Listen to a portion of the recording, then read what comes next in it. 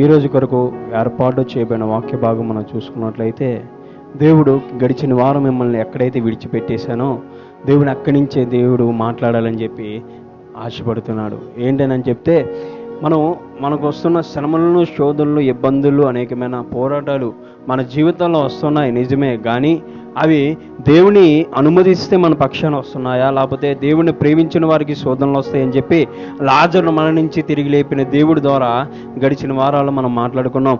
అయితే దేవుడు అనుమతించినప్పుడు మనకి సమస్యలు, శోధనలు వస్తున్నాయా, లేదా నీ యొక్క పాపాలు బట్టి, నీ యొక్క ఒత్తిడికరమైన జీవితాన్ని బట్టి నువ్వు చేతులారా చేసుకున్న పాపాల ద్వారా నీ యొక్క నష్టాలు, శోధనలు వస్తున్నాయో గ్రహించుకోమని గడిచిన వారం మనం మాట్లాడుకున్నాం ప్రియరా.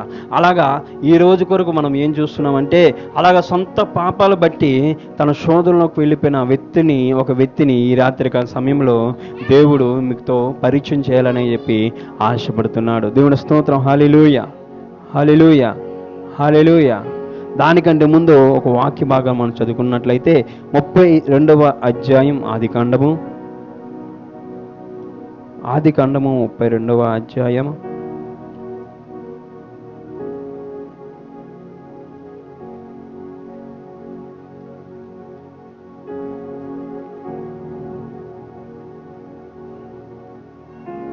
30వ వచనం చదువుకుందాం.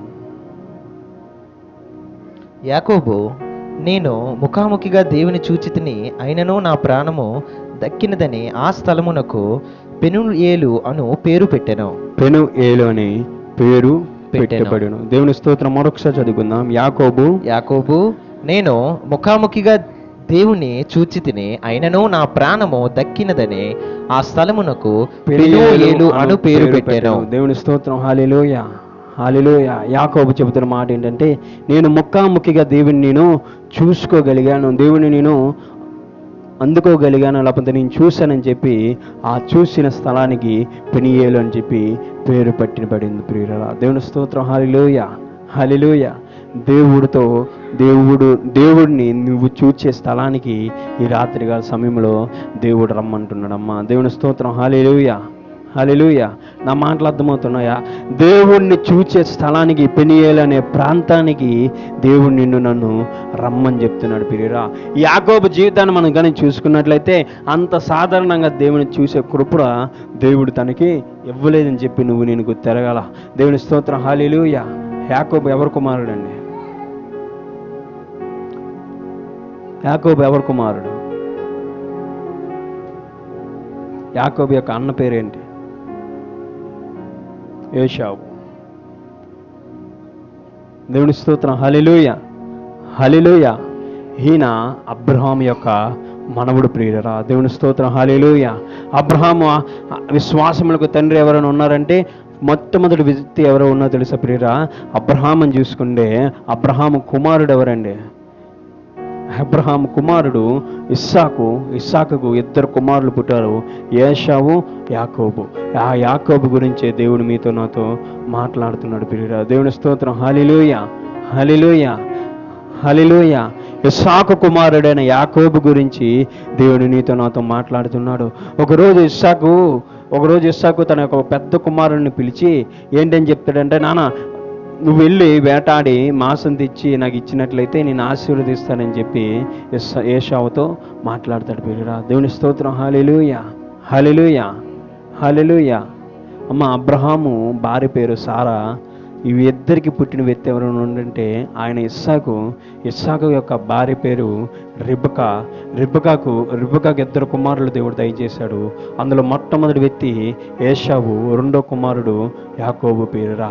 తండ్రి మిక్కిలిగా ప్రేమించే వ్యక్తి అంటే ఇస్సాకు మిక్కిలిగా ప్రేమించిన వ్యక్తి ఎవరైనా ఉన్నారంటే ఆయన యేసేవు అని చెప్పి మనం బైబిల్ గ్రంథాల్లో చూసుకుంటాం. దేవుని స్తోత్రం. హల్లెలూయా. నేను చెప్పే మాటలు అర్థమవుతున్నాయా?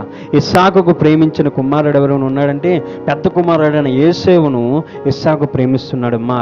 యాకోబును తన తల్లి రెబెకా మిక్కిలిగా ప్రేమించినట్టుగా వాక్య భాగాలు మనకి తెలియబడుతుంటాయి. అయితే ఎప్పుడైతే ఏశావుకు వేటాడిన మాంసం తెమ్మని ఇస్సాకు చెబుతాడో, ఆ ఇస్సాకు చెప్పిన మాట ఎవరు వింటారంటే అక్కడ తన యొక్క భార్య అయిన రెబెకా విని ఆ మాటను తను మిక్కిలిగా ప్రేమించిన యాకోబు తన కుమారుడికి చెప్పి, చిన్న కుమారుడికి చెప్పి, నాన్న మీ అన్న ఈ వేటాడడానికి అడవిలోకి పోయాడు, మీ నాన్నకి కళ్ళు కనబడట్లేదు కాబట్టి వృద్ధాప్యంలో ఉన్నాడు కాబట్టి, ఆ వృద్ధాప్యంలో ఉండడం వల్ల ఇస్సాకే కళ్ళు కనబడట్లేదు కాబట్టి నువ్వు వెళ్ళి మన మందలో ఉన్న ఒక దాన్ని చంపి దాన్ని తీసుకొని వచ్చి దాన్ని పట్టి దాన్ని తీసుకొచ్చి వండి నీ తండ్రికి ఇమ్మని ఎవరు చెప్తారంటే రెబెకా యాకోబుకి చెప్తుంది. ప్రియరా దేవుని స్తోత్రం. హల్లెలూయా, హల్లెలూయా.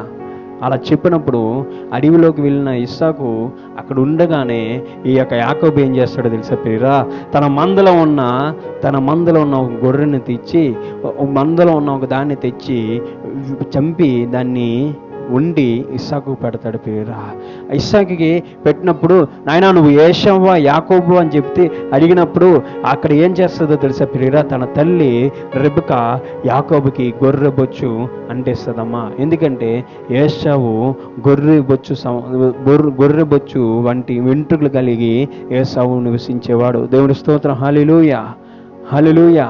అందుకే అక్కడ రాయబడిన మాట ఏంటో తెలుసా ప్రియరా, ఆ ఇస్సాకు అడుగుతున్నాడు, తరిమి చూస్తే ఏశావులో ఉన్నాం, స్వరమేమో యాకోబులాగా ఉంది, నువ్వెవరవయ్యా అంటే ఆ యాకోబు చెప్తున్న మాట, నేను నీ కుమారుడైన ఏశావుని అని చెప్తాడు. దేవుని స్తోత్రం. హల్లెలూయా. ఈ మొట్టమొదటిగా యాకోబు ఏం చేస్తున్నాడు తెలుసా ప్రియరా, తన తండ్రిని మోసం చేశాడమ్మా. నేను ఏశావునయ్యా, నన్ను దీవించని చెప్పి తన మందలో ఉన్న మాంసాన్ని వండి తండ్రికి ఇచ్చి తినిపించినప్పుడు ఏశావుకున్న ఆశీర్వాదాలు మొత్తం కూడా ఆ తండ్రి కళ్ళు కనపడని కారణం బట్టి ఏశావు అనుకుని యాకోబుని దీవించేస్తాడు. ప్రియరా దేవుని స్తోత్రం. హల్లెలూయా, హల్లెలూయా.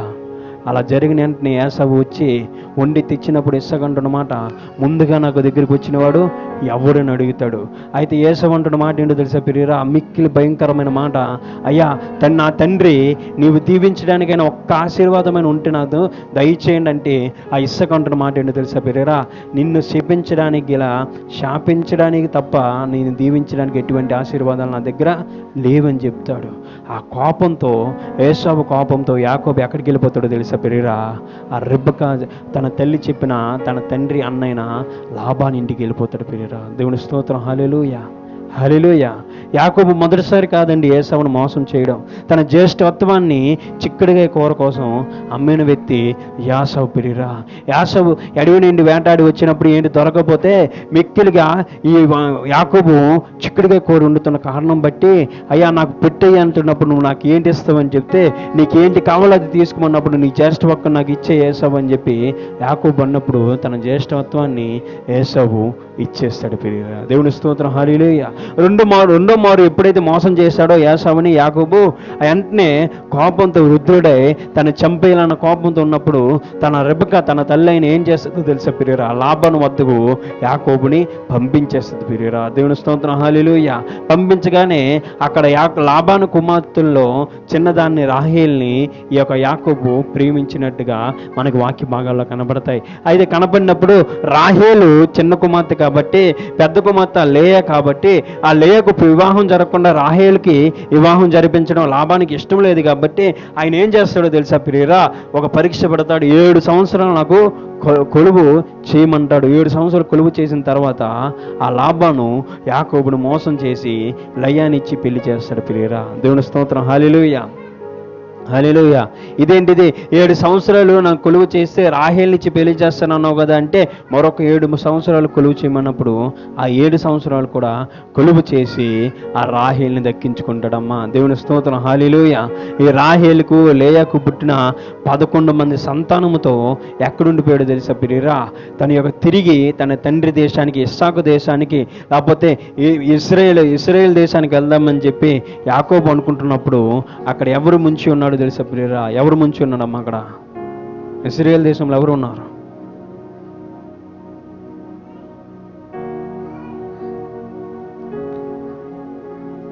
ఇశ్రాయేల్ దేశంలో అన్న ఏశావు కోపంతో ఉన్నాడు కాబట్టి తన నుండి భయపడి ఆయన ఏం చేస్తాడు తెలిసే ప్రియరా, ఎవరు ఆయన?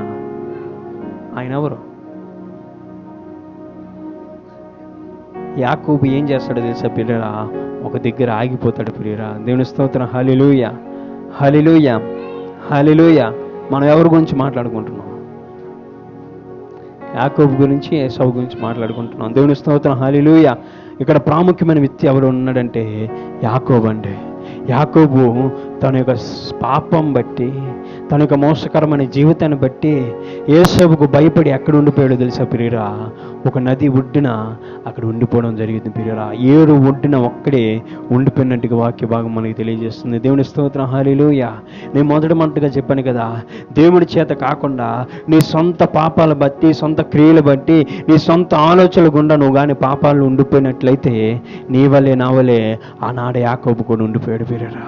వెనక చూస్తే, ముందు చూస్తే ఏసావు నుండి శత్రుత్వం ఉంటుంటే వెనకను మోసపరిచి లాభాన్ని మోసపరిచి వచ్చేసినట్టుగా బైబిల్ గ్రంథంలో మనకు కనబడుతుంది. దేవుడికి స్తోత్రం. హల్లెలూయా.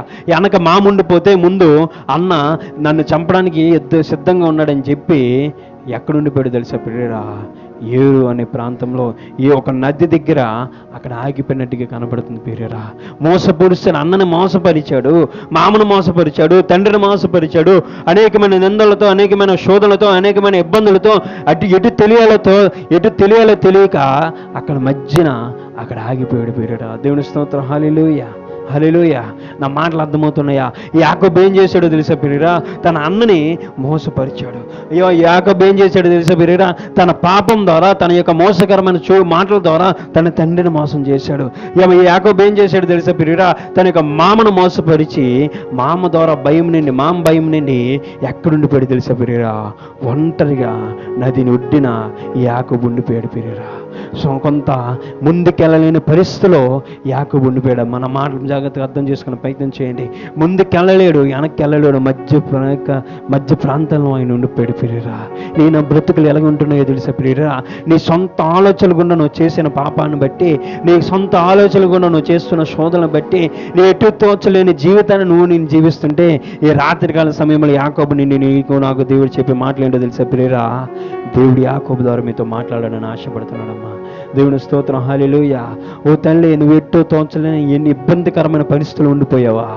నువ్వు ఎటు వెళ్ళాలో తెలియక దారి మధ్య నువ్వు ఆగిపోయావా? రేపు ఏం జరుగుతుందో తెలియక నువ్వు సతమతమైపోతున్నావా? రేపు ఎవరు వచ్చి నిన్ను అడుగుతారని చెప్పి నువ్వు బాధపడుతున్నావా? నా నిందలు ఏంటయ్యా, నా అప్పులు ఏంటయ్యా, నా ఆరోగ్యం ఏంటయ్యా, నా సమస్యలు ఏంటయ్యా, నా యొక్క అనేకమైన పోరాటాల మధ్య నువ్వు ఉండిపోతున్నట్లయితే యాకోబు ద్వారా మాట్లాడుతున్న దేవుడు ఏంటని చెప్తున్నాడు తెలుసా ప్రియురా? యాకోబుని దర్శించండి, దేవుడు నీకు నాతో దర్శిస్తానని చెప్తున్నాడు ప్రియురా. ఇప్పుడు చదువుకుందాం ఆదికాండం 32వ అధ్యాయం. ఆదికాండం 32వ అధ్యాయం 22 నుంచి కొద్ది వచనాలు చదువుకుందాం. ఈ యాకోబు ఎటు వెళ్ళాలో తెలియక ఒక దగ్గర ఉండిపోతున్నాడు ప్రియురా. మామను మోసం చేసేసాడు, తండ్రిని మోసం చేసేసాడు, అన్నను మోసం చేసేసాడు, అందరిని మోసం పరిచి తనకు వచ్చిన నిందలు బట్టి, తనకు వచ్చిన శోధనలు బట్టి, తనకు వచ్చిన ఇబ్బందులు బట్టి ఎక్కడ ఆగిపోయాడు తెలుసా ప్రియురా? 22వ వచనం చదువుకుందాం. ఆ రాత్రి అతడు లేచి తన 2 భార్యలను, తన 2 దాసీలను, తన 11 మంది పిల్లలను తీసుకుని యబ్కోకు రేపు దాటిపోయెను. దాటిపోయిను. యాకోబు వారిని తీసుకుని ఆ ఏరు దాటించి తనకు కలిగినదంతయు పంపివేసెను. యాకోబు ఒక్కడు మిగిలిపోయెను. ఒక నరుడు తెల్లవారు వరకు అతనితో పెనుగులాడెను. తాను అతని గెలవకుండుట చూచి తొడగూటి మీద అతనిని కొట్టెను. అప్పుడతడు ఆయనతో పెనుగులాడుట వలన యాకోబు తొడగూడు వసిలెను. ఆయన తెల్లవారుచున్నది గనుక నన్ను పోనిమ్మనగా అతడు నీవు నన్ను ఆశీర్వదిస్తేనే గాని నిన్ను పోనీయనను. ఆయన నీ పేరేమని అడగగా అతడు యాకోబు అని చెప్పెను. అప్పుడు ఆయన హల్లెలూయా, హల్లెలూయా, హల్లెలూయా. ఒక్కడు మిగిలిపోయి ఆ మనుషుడు ఎవడో తెలుసా ప్రియురా? ఒక మనుష్యుడితో యాకోబు పెనుగులాడుతున్నాడని చెప్పి వాక్య భాగంలో రాయబడింది కదా. ఆయన దేవుడు ప్రియురా. దేవుడి స్తోత్రం. హల్లెలూయా. ఒక రాత్రి అంతయు 24 వచనం అనుకుంటా, మరొకసారి చదువుకుందామా? యాకోబు ఒక్కడు మిగిలిపోయిను. ఒక నరుడు తెల్లవారి వరకు అతనితో పెనుగులాడెను. నరుడు తెల్లవారి వరకు అతనితో పెనుగులాడాడు ప్రియురా. ఒక రాత్రి మొత్తం కూడా ఎవరితో పోరాడుతున్నాడు తెలుసా ప్రియురా? దేవుడితో యాకోబు పెనుగులాడుతున్నాడమ్మా. అయ్యా నువ్వు నాతో వస్తే తప్ప నేను ముందుకెళ్ళలేని చెప్తున్నాడు. ఎందుకు ముందుకెళ్ళలేనంటే ముందు ఏశావు ఉన్నాడు కాబట్టి. ముందు ఎందుకు వెళ్ళలేడంటే ముందు అనారోగ్యం ఉంటుంది కాబట్టి. ముందు ఎందుకు వెళ్ళలేడంటే ముందు వచ్చే సమస్యలు ఉన్నాయి కాబట్టి. ముందుకు ఎందుకు వెళ్ళలేడంటే అనేకమైన వాటితో పోరాడాలి కాబట్టి. అయ్యా నువ్వు నాతో వస్తే తప్ప నేను ముందుకెళ్ళని చెప్తున్నాడు. దేవుడి స్తోత్రం. హల్లెలూయా, హల్లెలూయా. ప్రియబిడ్డ నువ్వు ఎక్కడ ఆగిపో నాకు అది తెలియదు, కానీ యాకోబు వంటి జీవితం అని చెప్పి దేవుడు నీతో నాతో దేవుడు జ్ఞాపకం చేస్తుంటున్నాడు. పేరురా, యాకోబు వంటి జీవితాన్ని నువ్వు జీవించినట్లయితే, నువ్వు ప్రజలను మోసపూడ్చినట్లయితే, నువ్వు పాపాలు బట్టి నీ శోధనలో సమస్యలను నువ్వు తెచ్చి పెట్టుకున్నట్లయితే, యాకోబు ఒక్కడు మిగిలిపోయి దేవునితో రాత్రంతా పెనుగులాడుతున్నాడు. దేవుడు అంటున్నాడు ఏంటని అంటున్నాడు తెలుసా ప్రియరా? అయ్యా నువ్వు నాతో వస్తే తప్ప, నువ్వు నాన్న ఆశీర్వదిస్తే తప్ప, నువ్వు దేవా నువ్వు నాతో మాట్లాడితే తప్ప నేను ముందుకెళ్ళనని చెప్తున్నాడు. నువ్వు కానీ నాతో మాట్లాడినంత వరకు కూడా నేను నీ దగ్గర ఉండిపోతానని చెప్తున్నాడు ప్రియరా. అటువంటి గ్రహింపు నీకు నాకు కావాలని చెప్పి దేవుడు అడుగుతున్నాడు. దేవుని స్తోత్రం. హల్లెలూయా, హల్లెలూయా, హల్లెలూయా. యాకోబు అన్న మాటకి అర్థమేంటో తెలుసా ప్రియరా? మోసగాడు. యాకోబు అన్న మాటకి అర్థమేంటో తెలుసా ప్రియరా? పాపంతో కూడిన పని చేస్తున్నవాడు. యాకోబు అంటే అర్థమేంటో తెలుసా ప్రియరా? ప్రజలు తృణీకరించిన వ్యక్తి. అటువంటి వ్యక్తిని దేవుడు ఏంటని చెప్తున్నాడు తెలుసా ప్రియరా? చదువుకుందామా. నీ పేరేంటని అనగా, అప్పుడు ఆయన, నీవు దేవునితోనూ మనుషులతోనూ పోరాడి గెలిచితివి గనుక ఇక మీదట నీ పేరు ఇజ్రాయేలే గాని యాకోబు అనబడనని చెప్పెను. ఇజ్రాయేలే అనబడదని యాకోబు అని అనబడదని చెప్పెను. దేవుని స్తోత్రం. హల్లెలూయా, హల్లెలూయా. ఇజ్రాయేల్ అంటే అర్థం ఏంటో తెలుసా ప్రియరా? దేవునితో దగ్గర సంబంధం చెప్తే వాడు చెప్తున్నాడు ప్రియరా. నువ్వు నా సొత్తు అని చెప్పి యాకోబుతో చెప్తున్నాడు ప్రియరా. నువ్వు ఎంతవరకు నీ జీవితం ఏమైపోయిందో నాకు అనవసరం, కానీ నువ్వు నాతో పెనిగిలాడవు కాబట్టి, నీ యొక్క పోరాటాల్లో, నీకున్న ఇబ్బందుల్లో, నీకున్న సమస్యల్లో, నీకున్న అనేకమైన ఇరుకు వంటి ప్రాంతాల్లో నువ్వు చలించిపోయి నువ్వు నాతో పెనుగులాడుతున్నావు కాబట్టి, నువ్వు నాకు అడిగావు కాబట్టి, నువ్వు నన్ను ప్రార్థించావు కాబట్టి, నువ్వు నాతో మాట్లాడావు కాబట్టి నీ పేరు ఇంక ముందు ఏంటని యాకోబు అనబడదని చెప్తున్నాడు. నువ్వు ఇశ్రాయేలు ప్రజలుగా, ఇజ్రాయేలుగా నువ్వు పిలువబడతావని చెప్తున్నాడు. దేవుని స్తోత్రం. హల్లెలూయా. ఇజ్రాయేల్ అన్న మాటకు దేవుడు నీతో తోడై ఉన్నాడు. దేవుని స్తోత్రం. హల్లెలూయా. నువ్వు దేవుని ప్రజలవయ్యా, నువ్వు దేవుని బిడ్డమని చెప్పి దేవుడు యాకోబుతో మాట్లాడుతున్నాడు ప్రియరా. అటువంటి అనుభవం నీకుందా? అటువంటి అనుభవం నీకుందా? యేషోవు నుండి భయం ద్వారా యాకోబు దగ్గర ఉండిపోయాడమ్మా. యేషోవు నుండి వచ్చే భయం ద్వారా యాకోబు ఒక దగ్గర ఉండిపోయిన ఈ వ్యక్తి ఏం చేస్తున్నాడు తెలుసా ప్రియరా? దేవునికి అడగడం మొదలుపెట్టాడు. వేరే దేని మీద ఈ దేవుని స్తోత్రం. హల్లెలూయా. నా మాటలు అర్థం చేసుకుని ప్రియరా, యాకోబు ముందుగా మోసపోచినప్పుడు తన అమ్మ వద్దకు వెళ్ళినప్పుడు ఒక ఆలోచన చెప్పిందేమో, లాభం వద్దకు వెళ్ళిపోమని, మీ మామ వద్దకు వెళ్ళిపోమని ఆలోచన చెప్తే ఆ యాకోబు చేసిన పని ఏంటో తెలుసా ప్రియరా? తనకు వచ్చిన నష్టాన్ని బట్టి, తనకు వచ్చిన శత్రువు నుండి భయం బట్టి తన తల్లి మాట విని మామ లాభాన్ వద్దకు వెళ్ళిపోతే ఇప్పుడు ఎక్కడి వచ్చి నిలబడ్డాడు తెలుసా ప్రియరా? సర్వం పోయింది. ఆయన వెనకమో లాభాను తరుముతున్నాడు, తన యొక్క మామను తరుముతున్నాడు. ముందమ్మ అన్న చంపేస్తాడనే భయంతో ఎక్కడొచ్చి నిలబడిపోయాడు తెలుసా ప్రియరా? తన యొక్క యాకోబు వద్దకు నిలబడిపోతే ఒక రాత్రి అంతా దేవునితో పెనుగులాడిన తర్వాత, ఒక రాత్రి అంతా దేవునితో మాట్లాడిన తర్వాత, ఒక రాత్రి అంతా దేవునితో ప్రార్థించిన తర్వాత నువ్వు యాకోబు అనబడదని చెప్తున్నాడు. మా యాకోబు అంటే అర్థం ఏంటో తెలుసా ప్రియరా? నీ మునుపటి జీవితం నీకు అక్కర్లేదని చెప్తున్నాడు ప్రియరా. నువ్వు పాపాల ద్వారా నువ్వు కుట్లంపడుతున్న నీ జీవితము అక్కడి నుండి విడిచిపెట్టి నువ్వు ఇశ్రాయేలు బిడ్డగా, నువ్వు దేవుని బిడ్డగా ముందుకెళ్ళే జీవితాన్ని నీకు దయచేస్తానని చెప్పి యాకోబు ద్వారా నీతో నాతో మాట్లాడే దేవుడై ఉన్నాడు ప్రియరా. దేవుని స్తోత్రం. హల్లెలూయా, హల్లెలూయా. నువ్వు పెనుగులాడగలిగితే, దేవునికి నువ్వు ప్రార్థించగలిగితే నీ మునుపటి స్థితిని యాకోబు దేవుడు ఎప్పుడు నీకు గుర్తుంచుకోడు ప్రియరా. నువ్వు పేరు పట్టుకోండి. ఇక్కడ రాయబడిన మాట ఏంటో తెలిసి ప్రియరా, ఎప్పుడైతే నువ్వు ఇశ్రాయేలుగా నువ్వు ముద్రించబడ్డావని చెప్పి దేవుడు మాట్లాడతాడో అక్కడి నుండి నువ్వు బైబిల్ కానీ చదువుకున్నట్లయితే 33వ అధ్యాయం నుండి యాకోబు పేరు ఏమైపోయిందో తెలుసా ప్రియరా? ఇజ్రాయేల్ అయిపోయింది ప్రియరా. ఇంకెప్పుడు కూడా యాకోబు పేరు ఇజ్రాయేలుగా మాత్రమే ముద్రించబడింది తప్ప పాతబడిన పేరు యాకోబుగా ఎక్కడ ముద్రించబడలేదు. దేవుడి దీని ద్వారా నీతో నాతో మాట్లాడుతున్న మాట ఏంటో తెలిసే ప్రియరా? నువ్వు యాకోబు మోసగాడు అయితే, నువ్వు ఇజ్రాయేలుగా దేవుని బిడ్డగా ఎప్పుడైతే వచ్చావో నీ పాప జీవితాన్ని దేవుడు గుర్తుంచుకోనని చెప్తున్నాడు. నువ్వు ఎంత ఘోర పాపమైనప్పుడు కూడా, నువ్వు ఎంతమంది మనుషుల వద్ద నువ్వు అనుసరించినప్పుడు కూడా, ఎంతోమంది దేవుణ్ణి విడిచి ఎంత తిరిగినప్పుడు కూడా నువ్వు కానీ దేవుని వద్దకు వచ్చి దేవునిలో పెనిగిలాడగలిగితే, యాకోబు వలె ఉండగలిగితే, నీ పేరు ఎన్నట్టు కూడా యాకోబు అని చెప్పి నేను గుర్తుంచుకోనని చెప్తున్నాడు. నువ్వేమైపోతావు తెలుసా ప్రియురా? దేవుని నువ్వు ప్రార్థించావు కాబట్టి, దేవునికి నువ్వు అడుగుతున్నావు కాబట్టి నీ పేరు ఇశ్రాయేలుగా మారుస్తానంటున్నాడు ప్రియురా. నీ హృదయం కానీ మారగలిగితే నీ పేరు ఏమైపోతుందో తెలుసా ప్రియురా? ఇశ్రాయేలుగా దేవుని ముద్రించుకోబడుతున్నాడు అంటున్నాడు ప్రియురా. దేవుని స్తోత్రం. హల్లెలూయా, హల్లెలూయా, హల్లెలూయా. నా మాటలు ఎంతవరకు అర్థమయ్యాయో నాకైతే తెలియదు, కానీ దేవుడు ఒకదాన్ని గుర్తుంచుకొని దేవుడికి నుంచి వెళ్ళే ప్రయత్నాన్ని మిమ్మల్ని చేయమంటున్నాడు. యాకోబు మునుపటి స్థితి పాపస్థితి అమ్మా. మునుపటి స్థితి మనుషులను మోసపరిచే స్థితి, మునుపటి స్థితి దేవునికి ఇష్టం లేని స్థితి, మునుపటి స్థితి దేవుని విడిచి తిరుగుతున్న స్థితి. అయితే యాకోబు ఎప్పుడైతే యాకోబు వద్దకు వచ్చి ఒక్కడిగా మిగిలిపోయాడో, ఒక్కడిగా ఉండిపోయాడో, దేవుడిని అడగడం ప్రారంభించాడో, దేవుడితో పిడుగులాడడం ప్రారంభించాడో, అప్పటి నుండి దేవుడు ఏం చేశాడు తెలుసా ప్రియురా? ఇశ్రాయేలుగా తను ముద్రించి ఉన్నాడమ్మా. ఇశ్రాయేలుగా ముద్రించిన ఈ వ్యక్తి ఇక్కడ ఏమైపోయిందో తెలుసా ప్రియురా? 12 సంవత్సరాల ప్రజలుగా, ఇశ్రాయేలు ప్రజలుగా యాకోబు నుండి దేవుడు దర్శించిన వ్యక్తి ప్రియురా. దేవుని స్తోత్రం. హల్లెలూయా. నీ నుండి దేవుడు అనేక మందికి మేలు కలిగించే వ్యక్తులుగా ఉండాలని చెప్పి దేవుడు ఆశపడుతున్నాడు. ఈ కొద్ది మాటల దేవుని వెనుకలను దీవించబడును గాక. అందరూ కళ్ళు మూసుకుందాం, ప్రార్థన చేసుకుందాం.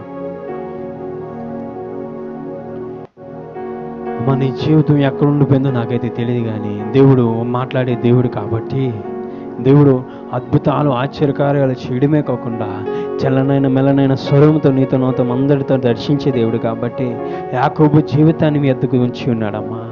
యాకోబు తన అన్నను మోసం చేసేసాడు. యాకోబు తన తండ్రిని మోసం చేసేసాడు. యాకోబు తనను మామను మోసపరిచి తను పారిపోతున్న సమయంలో అక్కడ ఉండిపోయాడు తెలుసా ప్రియురా? ఎక్కోబులో ఉండిపోయినప్పుడు ముందు చూడగా యేసేపు భయం, వెనక చూడగా మామ భయంతో ఒక మధ్య నుండిపోయి దేవునితో పనికిలాడడం మొదలుపెట్టాడు ప్రియురా. నేను ఆ సమస్యలు ఏంటో నీకు నాకు తెలియదు, కానీ దేవుడు మాట్లాడుతున్న మాట ఏంటో తెలుసా ప్రియురా?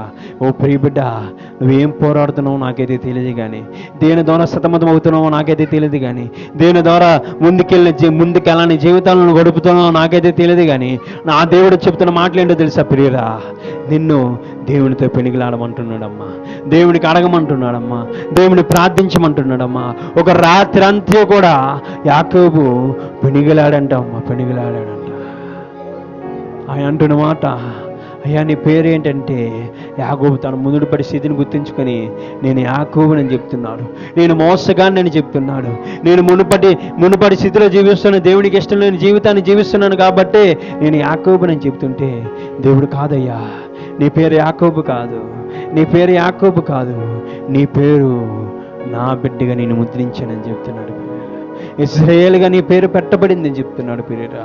యాకోబు అనే పేరు నువ్వు చెప్పొద్దు, నేను కూడా నీ ద్వారా మాట్లాడనని చెప్తున్నాడు. నువ్వు ఎన్నడూ కూడా ఇశ్రాయేలు ప్రజల వలె ఉండిపోతావని చెప్తున్నాడు ప్రియురా. అడుగుదామా దేవునికి? అయ్యా తండ్రి మాతో మాట్లాడుతున్నానికి నీకు వందనాలు. అయ్యా తండ్రి యాకోబు జీవితాన్ని తీసుకొచ్చిన ప్రభా తండ్రి మా మధ్యన ఉంచినందుకు నీకు వందనాలయ్యా, నీకు స్తుతులయ్యా, స్తోత్రాలయ్యా అని చెప్పి దేవునికి అడుగుదాం.